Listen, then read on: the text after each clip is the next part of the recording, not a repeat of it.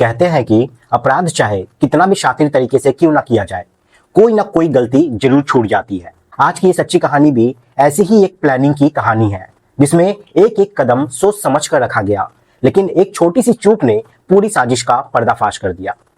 17 जून 2026 शाम के लगभग 4:30 बजे का समय था। महाराष्ट्र के पुणे शहर में स्थित थर्ड वेव कॉफी नाम की एक कॉफी शॉप में एक लड़का और एक लड़की पहुंचते हैं। दोनों हंसते मुस्कुराते हुए अंदर गए और सीधे रिसेप्शन पर पहुंचे। वहां उन्होंने एक खास शर्त रखी कि उन्हें एक ऐसी जगह बैठने के लिए चाहिए जहां पूरी तरह एकांत हो, कोई उन्हें परेशान ना करे और कोई वहां आ जा ना सके। रिसेप्शन पर मौजूद कर्मचारी ने उन्हें भरोसा दिलाया कि एक ऐसी जगह उपलब्ध है जहां वे आराम से बैठकर बातचीत कर सकते हैं। उन्होंने कॉफी और खाने का ऑर्डर दिया और फिर उस एकांत स्थान पर जाकर बैठ जाते हैं। वहां किसी ने उन्हें परेशान नहीं किया, लेकिन एक चीज लगातार उन्हें देख रही थी और वो थी सीसीटीवी कैमरा। उनकी हर गतिविधि कैमरे में रिकॉर्ड हो रही थी। आवाज भले ही रिकॉर्ड नहीं हो रही हो, लेकिन उनकी बॉडी लैंग्वेज देखकर साफ अंदाजा लगाया जा सकता था कि वे किसी बेहद गंभीर योजना पर चर्चा कर रहे हैं। दरअसल वे एक हत्या की योजना बना रहे थे, एक ऐसी हत्या जो देखने में एक दुर्घटना लगे, ऐसी हत्या जिसमें अगर कभी पुलिस जांच करे या गिरफ्तारी की नौबत आए तो कोई सबूत ना मिले। वे हर छोटी बड़ी बातों पर विचार कर रहे थे कि क्या करना है, क्या नहीं करना है, कहाँ गलती नहीं करनी चाहिए और कैसे पूरी योजना को बिना किसी शक के अंजाम देना है। लेकिन जैसा कि कहा जाता है कि अपराध चाहे कितना भी सोच समझकर क्यों ना किया जाए, कहीं ना कहीं एक गलती जरूर हो जाती है, और यहाँ भी वही हुआ। एक छोटी सी गलती आगे चलकर उनकी गिरफ्तारी की वजह बनती है। आज इस घटना की चर्चा सिर्फ भारत में ही नहीं बल्कि दुनिया के कई हिस्सों में हो रही है। हर कोई जानना चाहता है कि आखिर ऐसा क्या हुआ, क्यों हुआ और वो कौन सी गलती थी जिसने इतनी लंबी प्लानिंग के बावजूद पूरी साजिश को बेनकाब कर दिया। आज की इस कहानी में हम इन्हीं सवालों के जवाब तलाशने की कोशिश करेंगे। नमस्कार, मैं हूं मुकेश और आज मैं आपको महाराष्ट्र के पुणे शहर की एक सच्ची घटना सुनाने जा रहा हूं। हालांकि कहानी की शुरुआत पुणे से नहीं बल्कि जनवरी 2026 में कर्नाटक के गुलबर्ग से होती है। गुलबर्ग में एक शादी समारोह चल रहा था, जिसमें पुणे के दो बड़े कारोबारी परिवार शामिल हुए थे। एक परिवार मसालों और ड्राई फ्रूट्स के बड़े कारोबार से जुड़ा हुआ था, जबकि दूसरा परिवार रियल एस्टेट सेक्टर से जुड़े हुए थे। दूसरे परिवार के मुखिया थे विशाल अग्रवाल, जो सक्सेस ग्रुप के मालिक थे। उनके साथ उनकी पत्नी रेखा और उनका इकलौता बेटा केतन अग्रवाल भी मौजूद था। शादी के दौरान दोनों परिवारों की मुलाकात होती है। पुरानी पहचान होने की वजह से बातचीत शुरू हो जाती है। इसी दौरान विशाल अग्रवाल के चचेरे मामा नरेंद्र मित्तल, उन्होंने कहा कि अब केतन बड़ा हो चुका है, उसकी शादी के बारे में भी हमें सोचना चाहिए। विशाल अग्रवाल ने जवाब दिया कि जहां आपको उचित लगे वहां आप बात कर लीजिए, हमें कोई आपत्ति नहीं है। नरेंद्र मित्तल ने वहां मौजूद दूसरे कारोबारी परिवारों की बेटी सिया गोयल का जिक्र किया और कहा कि एक बार लड़की को आप देख लीजिए, अगर पसंद आए तो आगे बात की जा सकती है। इसके बाद दोनों परिवार आपस में मिलते हैं। एक तरफ केतन अग्रवाल था और दूसरी तरफ सिया गोयल थी। फिर दोनों परिवारों में बातचीत होती है। यहाँ पर केतन अमेरिका की बॉस्टन यूनिवर्सिटी से एमबीए करके 2023 में भारत लौट चुके थे और अपने पिता के साथ कारोबार में डायरेक्टर के रूप में काम कर रहे थे। संपन्न परिवार था, अच्छा व्यवसाय था और उज्जवल भविष्य, सब कुछ उसके पक्ष में था।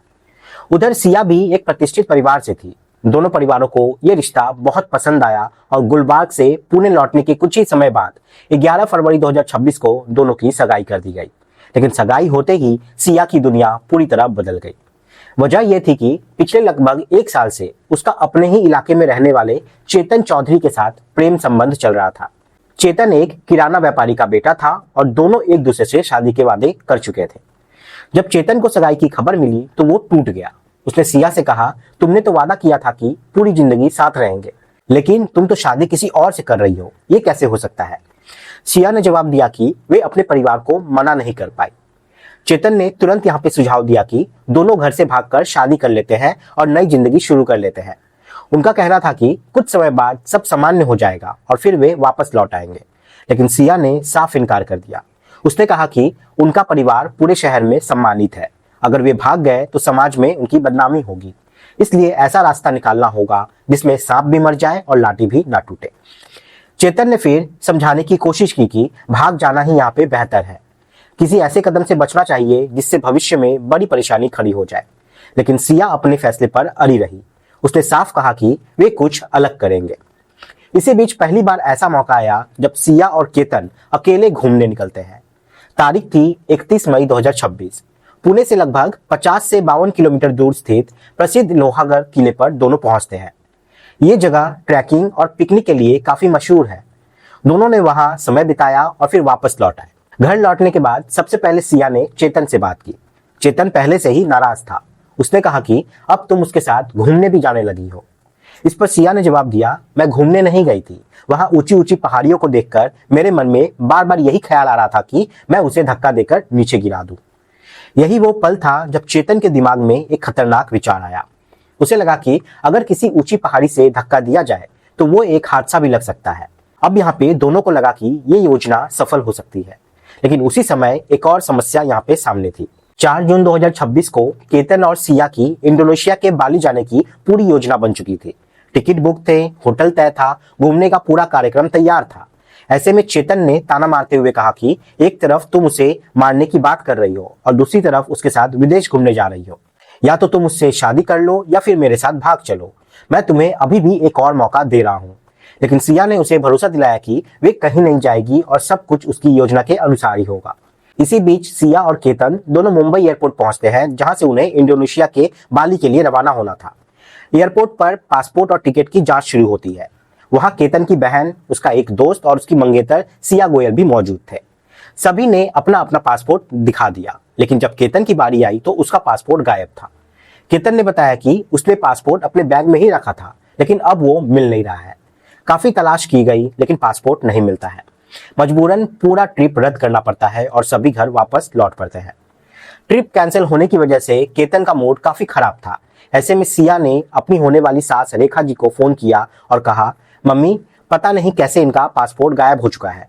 अगर आपको कोई आपत्ति ना हो तो इन्हें मेरी पसंदीदा जगह लोहागढ़ भेज दीजिए। हम दोनों वहां घूम आएंगे और इनका भी मन बदल जाएगा। परिवार वालों ने सोचा कि अभी कुछ ही दिन पहले दोनों वहां घूमकर आए ही हुए थे और उसके बाद विदेश जाने भी वाले थे। इसलिए 5 जून 2026 को लोहागढ़ जाने का जो कार्यक्रम बना था उसे रद्द कर दिया गया।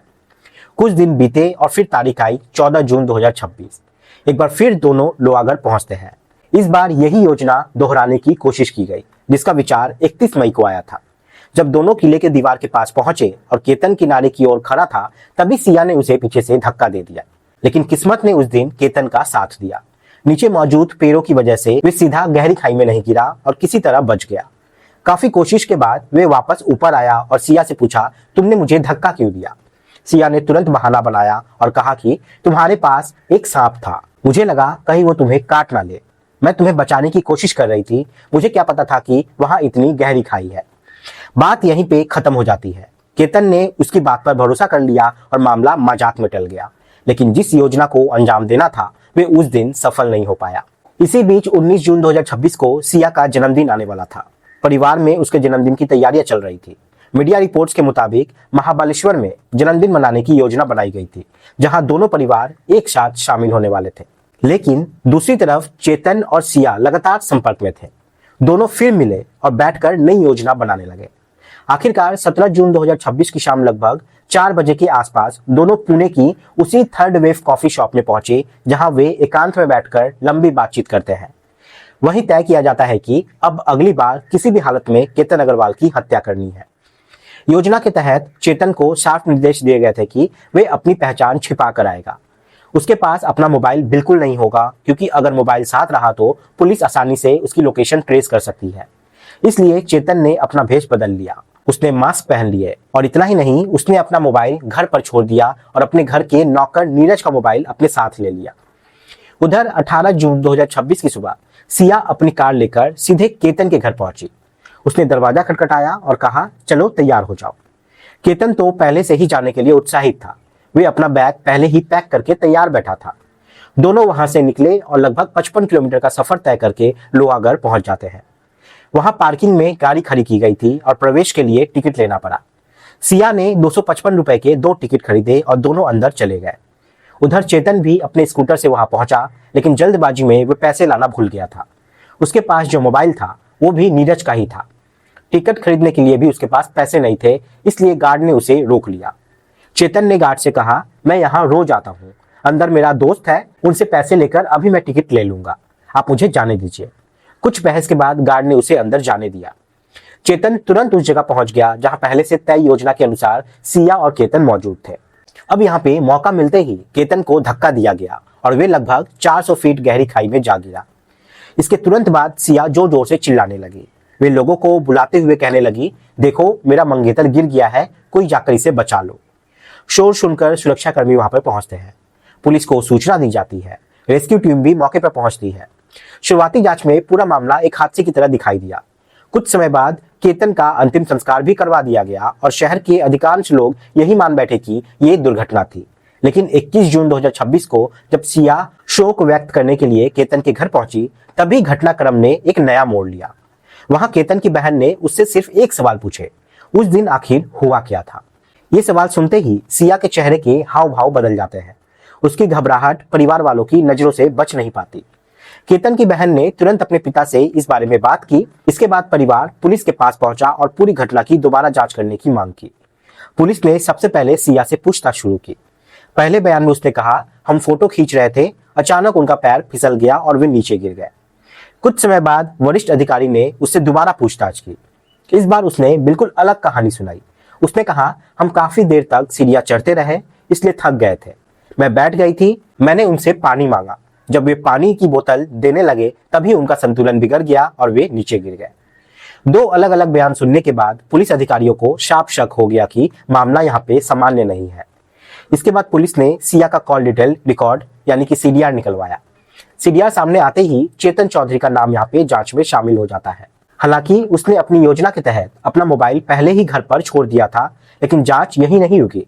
पुलिस जब उनके घर पहुंची और परिवार के लोगों से पूछताछ की, तब उसके घर के नौकर नीरज ने अनजाने में एक ऐसी बात बता दी जिसने पूरी साजिश का पर्दाफाश कर दिया। नीरज ने पुलिस को बताया, साहब ये अपना मोबाइल तो घर पर ही छोड़ गए थे, जाते समय मेरा मोबाइल लेकर चले गए थे। यही वो सबसे बड़ी गलती थी जिसने पूरी योजना को तोड़ कर रख दिया। पुलिस ने तकनीकी जांच, कॉल रिकॉर्ड, पूछताछ और अन्य सबूतों के आधार पर दोनों को गिरफ्तार कर लिया।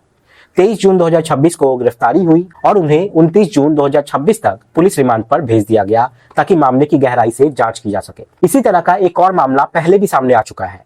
मध्य प्रदेश के इंदौर के रहने वाली राजा रघुवंशी की शादी 11 मई 2025 को सोनम रघुवंशी से हुई थी।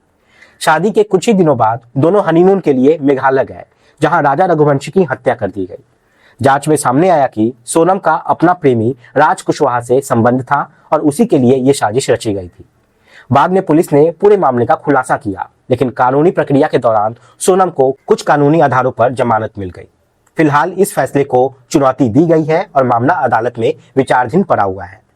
ऐसे मामलों में एक बार फिर ये सवाल उठता है कि गंभीर अपराधों में समय पर न्याय और कड़ी सजा मिलना कितना जरूरी है, ताकि कानून का डर बना रहे और ऐसे अपराधों पर रोक लग सके। इस कहानी का उद्देश्य किसी की भावनाओं को ठेस पहुंचाना या किसी को परेशान करना नहीं है, बल्कि आपको जागरूक और सतर्क करना है। आप सभी अपना यहाँ पे ख्याल रखें और सतर्क रहें। जय हिंद, जय भारत।